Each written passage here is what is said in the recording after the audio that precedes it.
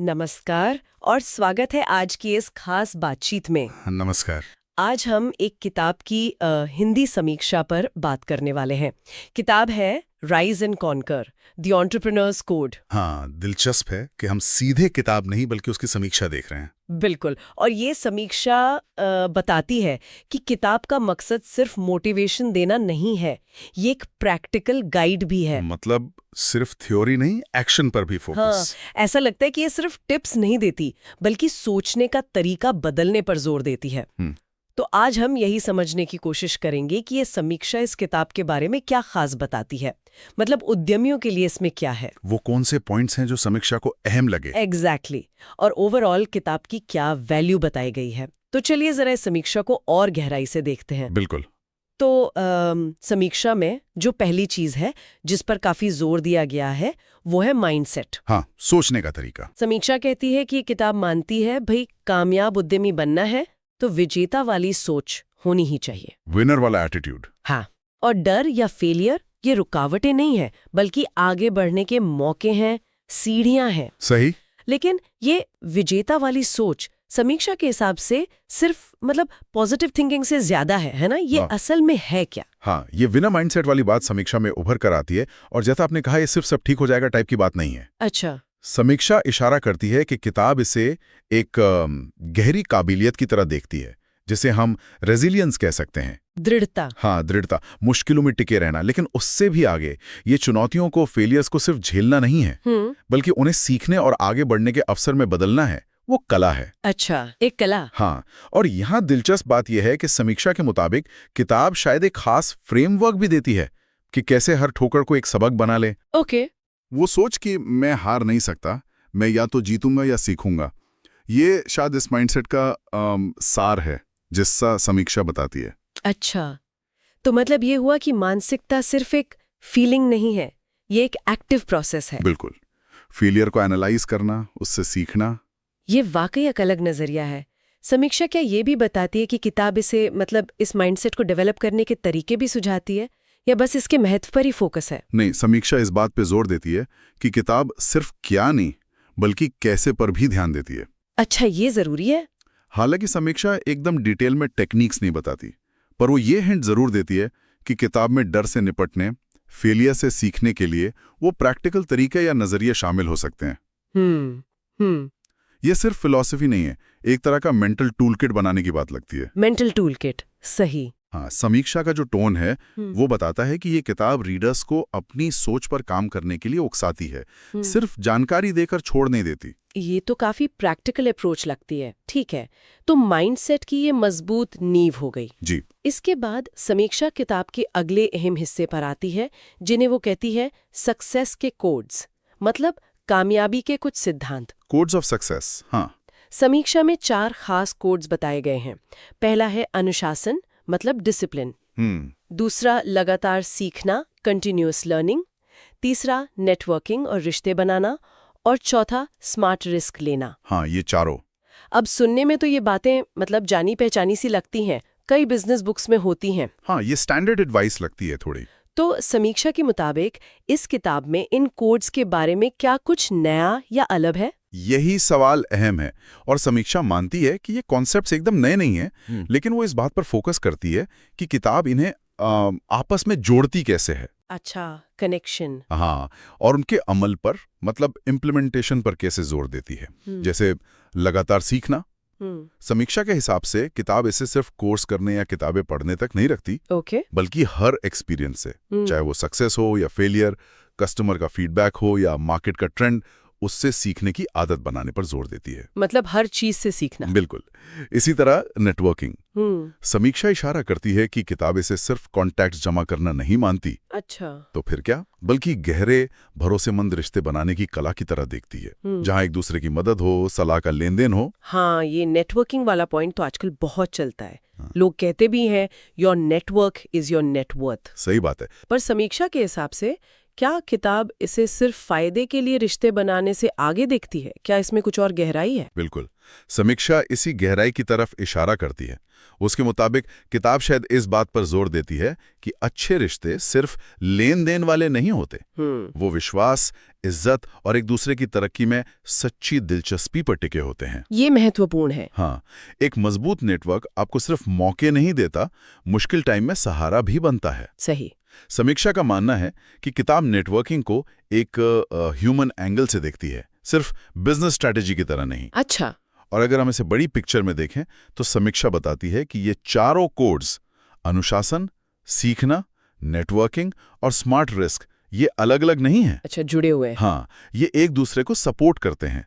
बिना डिसिप्लिन के लगातार सीखना मुश्किल है। सही बात। और बिना सीखे और सही नेटवर्क के स्मार्ट रिस्क लेना तो अंधेरे में तीर चलाने जैसा हो सकता है। समझ गई। ये चारों कोड्स मिलकर एक तरह का इकोसिस्टम बनाते हैं। बिल्कुल सही, एक सिस्टम, सोचा समझा, जानकारी पर आधारित, मतलब कैलकुलेटेड रिस्क। कैलकुलेटेड। हाँ, इसका मतलब है कि आप पॉसिबल नुकसान और फायदे का अंदाजा लगाते हैं, आपके पास कोई प्लान बी होता है और आप उतना ही दांव पर लगाते हैं जितना आप खोना अफोर्ड कर सकते हैं।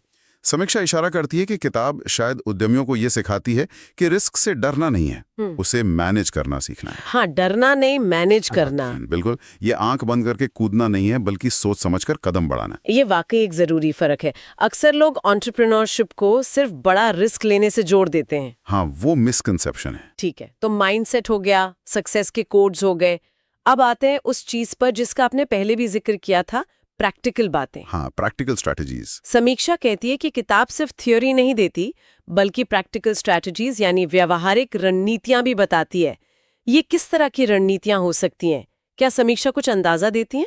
समीक्षा सीधे सीधे स्ट्रैटेजीज की लिस्ट तो नहीं देती, लेकिन वो ये जरूर बताती है कि किताब में ऐसे ठोस कदम हैं जिन्हें स्टार्टअप या छोटे बिजनेस अपनी ग्रोथ के लिए इस्तेमाल कर सकते हैं। जैसे कि अंदाजा लगा सकते हैं कि ये शायद मार्केटिंग, सेल्स, टीम बिल्डिंग या फिर फाइनेंस मैनेजमेंट जैसे एरिया से जुड़ी हो सकती हैं। Okay, core business functions. समीक्षा का मेन पॉइंट यह है कि किताब सिर्फ मोटिवेट करके नहीं छोड़ती, बल्कि उस मोटिवेशन को एक्शन में बदलने का रास्ता भी दिखाती है।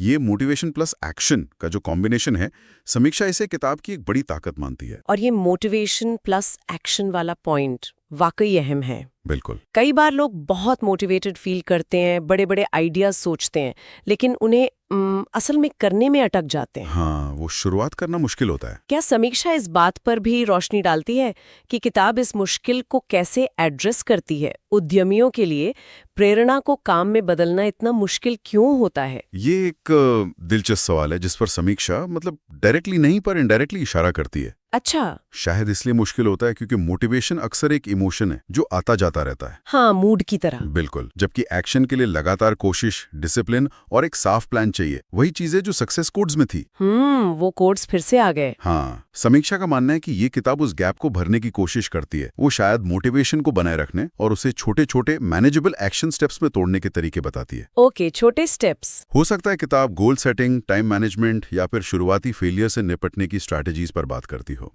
ताकि उद्यमी पटरी से उतर ना जाए। समीक्षा के अनुसार किताब का जो प्रैक्टिकल पहलू है, वही उसे सिर्फ एक और मोटिवेशनल किताब होने से बचाता है। हाँ, ये प्रैक्टिकल एंगल ही शायद इसे कई लोगों के लिए ज्यादा यूजफुल बनाता है। बिल्कुल। अच्छा, तो अब सवाल उठता है कि ये किताब असल में है किसके लिए? समीक्षा इसकी टारगेट ऑडियंस यानी लक्षित पाठक वर्ग के बारे में क्या कहती है? क्या ये सबके लिए है? समीक्षा इस बारे में काफी क्लियर है। वो कहती है कि ये किताब खास तौर पर उन लोगों के लिए बेहद उपयोगी है जो या तो अपना नया बिजनेस शुरू करने की सोच रहे हैं, एस्पायरिंग एंटरप्रेन्योर्स। हाँ, या फिर जो पहले से छोटा या मीडियम साइज का बिजनेस चला रहे हैं और अब उसे आगे बढ़ाना चाहते हैं, मौजूदा बिजनेस ओनर्स। बिल्कुल। और साथ ही उन लोगों के लिए भी जो अपने एंटरप्रेन्योरशिप के सफर में कहीं अटक गए हैं या चैलेंज फेस कर रहे हैं और उन्हें नई एनर्जी और डायरेक्शन की तलाश है। तो काफी स्पेसिफिक ऑडियंस है। हाँ, एक तरह से दायरा खींच रही है समीक्षा। तो इसका मतलब ये हुआ कि कुछ लोग ऐसे भी हो सकते हैं जिनके लिए ये किताब शायद उतनी फायदेमंद ना हो। क्या समीक्षा में ऐसी कोई बात कही गई है? हाँ, समीक्षा इस पर भी संकेत देती है और इसे वो किताब की कमी नहीं बल्कि उसके फोकस के तौर पर देखती है। अच्छा, ये इंटरेस्टिंग है। क्या पॉइंट्स हैं? समीक्षा में 2 बातें उठाई गई हैं।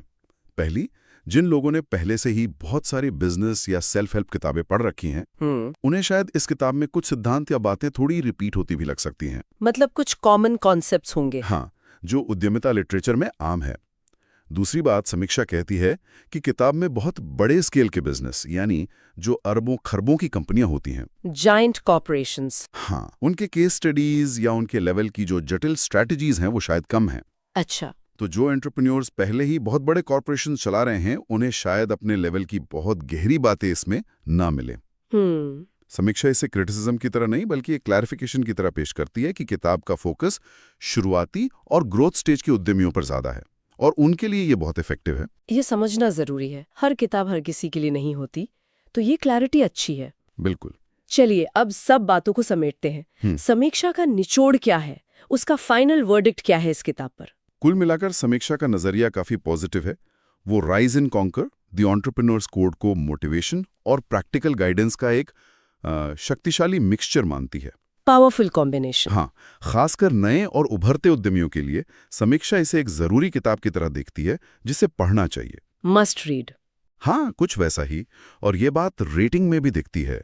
समीक्षा ने इसे 5 में से 4.5 की मजबूत रेटिंग दी है। 4.5 तो काफी अच्छी रेटिंग है। बहुत अच्छी। तो निचोड़ ये है कि इस समीक्षा के लेंस से देखें तो ये किताब अपने टारगेट ऑडियंस के लिए एक सॉलिड इन्वेस्टमेंट है जो न सिर्फ जोश भरती है बल्कि उस जोश को सही डायरेक्शन में लगाने का रास्ता भी सुझाती है। 4.5 की रेटिंग तो वाकई इम्प्रेसिव है। तो मतलब साफ है, कम से कम इस समीक्षक को तो ये किताब काफी असरदार लगी, खासकर उन लोगों के लिए जो अपनी एंटरप्रेन्योरशिप जर्नी शुरू कर रहे हैं, ये बीच में कहीं है। बिल्कुल।